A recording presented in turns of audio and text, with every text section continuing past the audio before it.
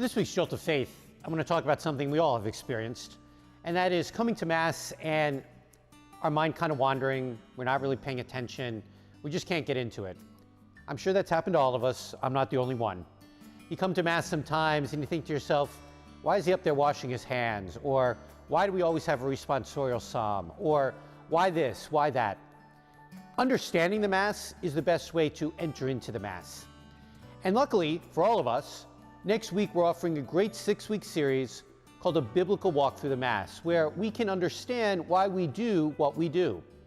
Why is there always a responsorial psalm?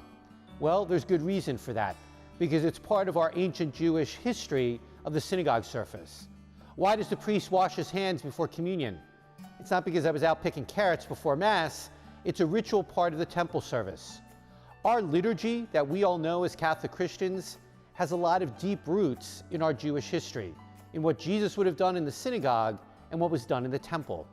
But if we don't know that, then that richness, that beauty, that meaning is lost on us.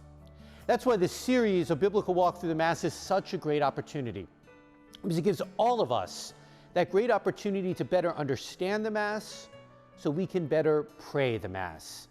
And starting September 30th, over the next 6 weeks, there's both a morning session and an evening session where all of us can learn more about what makes us who we are. As Catholic Christians, we are Eucharistic people. That means the Mass is the axis upon which everything else rotates. If I don't understand what's going on, if I don't appreciate the Mass, or if I've begun to become bored and wonder why I go to church, this is a great way to kickstart our faith and rediscover the beauty, the richness, and the history of who we are as people of faith, who we are as followers of Jesus, and what happens each time we gather at that altar to hear God's Word and to receive Him in the Eucharist. The biblical walk through the Mass is that jolt of faith that all of us need to better pray the Eucharist on Sunday. Not a sermon, not a homily, but just that jolt of faith we all may be looking for.